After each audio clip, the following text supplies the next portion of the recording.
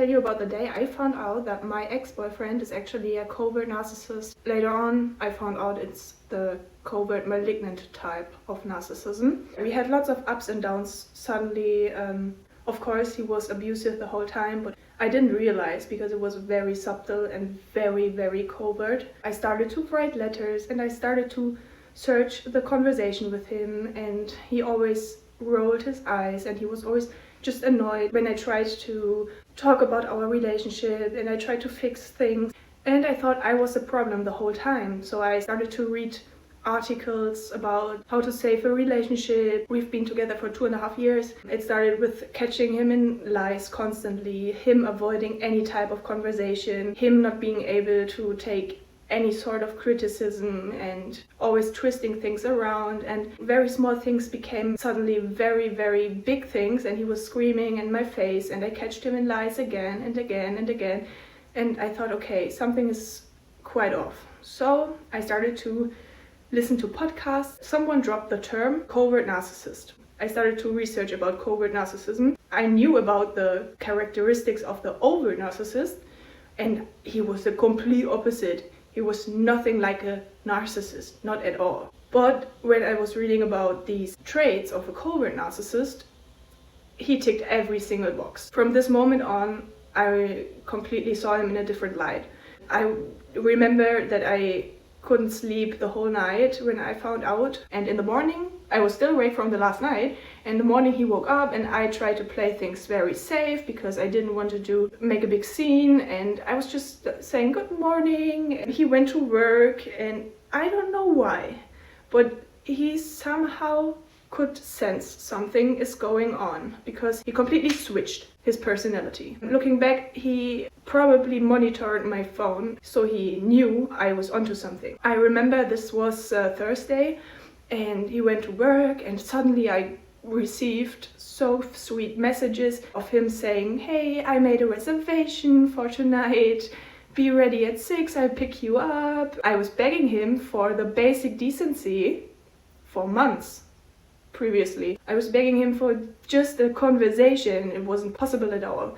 And yeah, he completely switched. I mean, I saw him being in this love bombing stage, but this was a completely different person. He picked me up. I was still very confused and in shock because I knew it's a very difficult situation I'm in right now. We went out for dinner and I still remember him saying, oh, I'm so thankful for you and your support. I would never be able to be in this position I'm in right now without your support, and you brought me there. And he was praising me, and I was like, okay, that's so weird. And yeah, this realization made me pay attention to so many other different small things. For example, after going out for dinner, we just wanted to grab some stuff from the supermarket, and I remember saying, hey, I need to grab some cat food and you can just wait here. I catched him hiding behind another shelf because he wanted to see where I'm actually going.